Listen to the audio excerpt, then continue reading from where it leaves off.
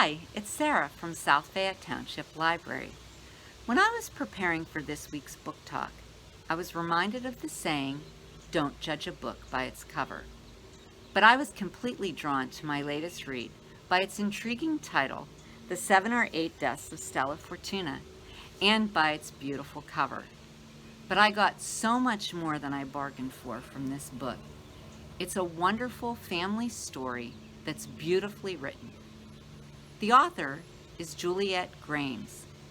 She's a book editor at Soho Press in New York City, and she based her main character, Stella Fortuna, on her very own grandmother. Over the course of many years, she collected oral histories from family members and friends.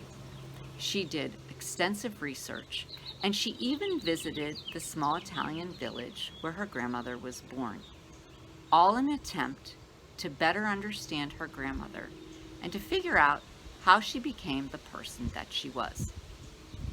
This is the story of a very poor Italian family who immigrates to the United States, Hartford, Connecticut specifically, right before the beginning of World War II.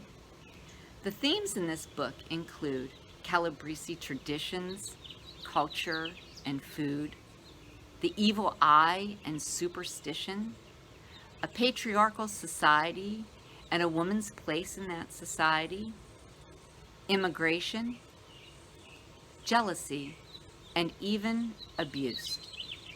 All these themes are beautifully handled by the author in a very engaging story. I learned a lot about Calabria when I read this book. Calabria is in southern Italy, and its fertile, rich soil was very attractive to invaders. Calabria was invaded many times over the course of thousands of years by the Romans, the Greeks, the Byzantines, and the Normans, and each left a little bit of their culture behind. That resulted into a diverse population of people and really interesting food as well. And this is where the Fortuna family came from. Stella Fortuna is a beautiful, intelligent, highly motivated, loving girl who has a saint for a mother and a father who couldn't be less saint-like. It's because of her father that Stella decides that she doesn't ever want to get married and she doesn't want to have children. This is exactly the opposite of what's expected of her as a woman of her time and in her culture. Stella has a lot of near brushes with death.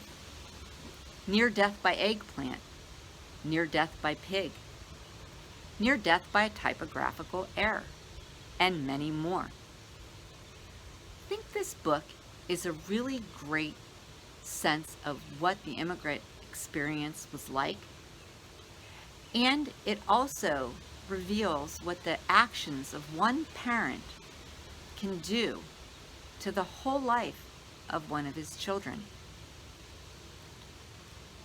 When this author writes another book, I'm going to be first in line to get it because she is that good. I hope that you'll check out Stella Fortuna and let me know what you think. You can get this book, The 7 or 8 Deaths of Stella Fortuna, on Libby. Thanks so much. Have a great week and stay safe.